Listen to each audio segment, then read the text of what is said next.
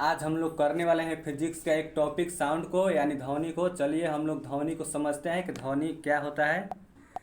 जैसा कि हम लोगों को मालूम है कि जब दो वस्तु आपस में टकराती है तो वहाँ पर एक कंपन उत्पन्न होता है जिसे हम लोग ध्वनि के रूप में जानते हैं।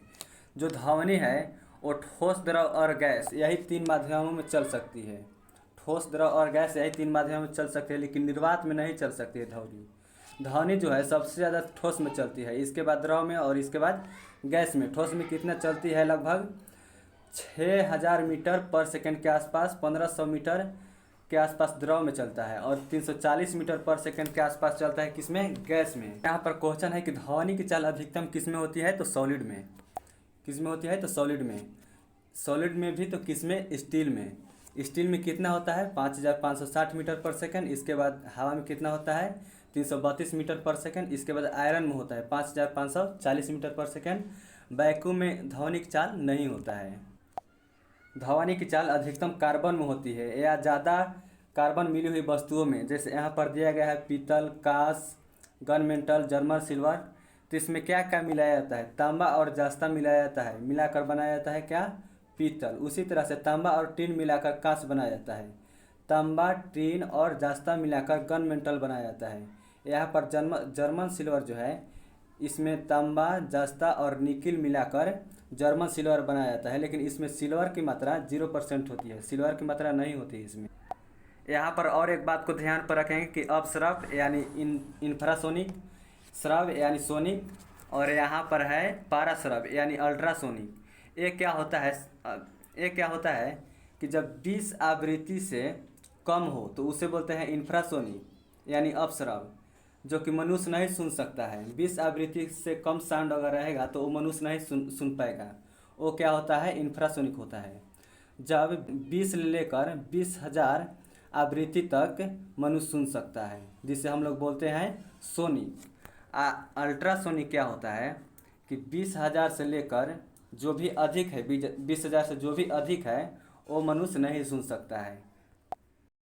जैसा कि यहाँ पर नोट दिया गया है कि यदि तरंग का तरंग दैर्ध्य 18 डिग्री से लेकर 25 डिग्री पर है तो वो है सोनिक यानी श्रव। जैसा कि 17 mm से लेकर 17 m के बीच है तो वो श्रव ध्वनि है। यानी 17 मिलीमीटर से लेकर 17 मीटर तक है तो वो कौन सा ध्वनि है? श्रव ध्वनि है। जैसे यदि 17 mm से कम रहेगा तो वो रहेगा अपश्रव। यहीं पर 17 मिलीमीटर से लेकर 17 मीटर तक रहेगा तो वो श्रव ध्वनि रहेगा। यही 17 मीटर से अधिक जब रहेगा तो एक क्या हो जाएगा? पाराश्रव ध्वनि। हम लोग इस बात को सदे पाने पर समझते हैं। जैसा कि ग्राफ में दिखाया गया है कि 20 आवृत्ति या 17 मिलीमीटर या 18 डिग्री तापमान के जो नीचे रहेगा उसे क्या बोलेंगे हम लोग? इंफ्रासोनिक यानी अपश्रव। इसके जो बीच में रहेगा उसे हम लोग क्या बोलेंगे? सोनिक यानी श्रव। और इसके 20,000 से जो अधिक का आवृत्ति रहेगा यानी साउंड का वेव, उसे हम लोग क्या बोलेंगे? अल्ट्रासोनिक यानी क्या? अपश्रव। तो यहाँ से बहुत सारा क्वेश्चन बनता है, तो चलते हैं हम लोग क्वेश्चन को देखते हैं क्या क्या क्वेश्चन बनता है। जैसा कि तीनों वेव्स यानी कि अपश्रव, श्रव और पाराश्रव की जो तरंग की चाल होता है वो एक समान होता है। जो स्पीड होता है इसका साउंड का, तरंग का, वो एक समान होता है।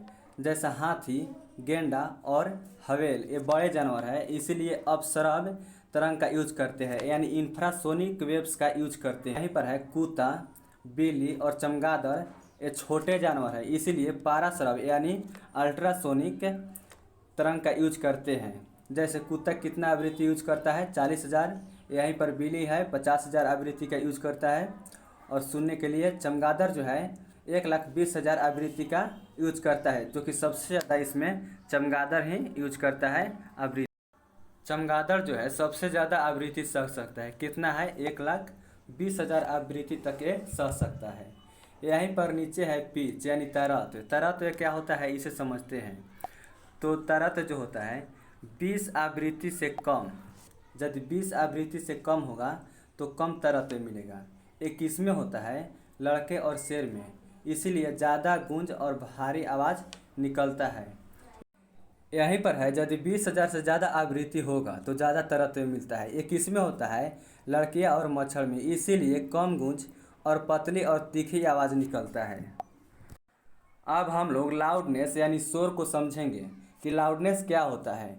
तो लाउडनेस का जो होता है एसआई मात्रक वो होता है डेसिबल या बेल। एक बेल बराबर 10 डेसिबल होता है। यहीं पर जब मनुष्य समान बातचीत करता है तो वहाँ पर 50 से 60 डेसिबल यूज करता है। जब मनुष्य जो होता है, मनुष्य का कान की जो क्षमता होती है अधिकतम सुनने का, वो 85 डेसिबल तक होता है। लेकिन यहीं पर यदि 120 डेसिबल तक मनुष्य के कानों तक यदि पहुँचेगा तो मनुष्य का कान जो है उसका पर्दा फट जाएगा या बहरा हो जाएगा। जेट विमान की जो ध्वनि की साउंड होती है वो 140 डेसिबल तक होता है। यहीं पर बुलेट बाइक का जो ध्वनि की चाल होता है, जो ध्वनि का लाउडनेस होता है वो 80 डेसिबल तक होता है। मनुष्य को अच्छी नींद लेने के लिए जो होता है लाउडनेस वो 30 डेसिबल तक रहेगा तो मनुष्य का अच्छी नींद आ जाएगा। अगर इससे ज़्यादा होता है तो नींद लेने में मनुष्य को तकलीफ़ होता है। तो फ्रेंड्स, तो हम यहीं पर क्लास को समाप्त करते हैं। तो अगले क्लास में होगा यहाँ पर ब्रह्मोस जो मिसाइल है उसी के बारे में डिस्कस होगा। तब तक के लिए बाय।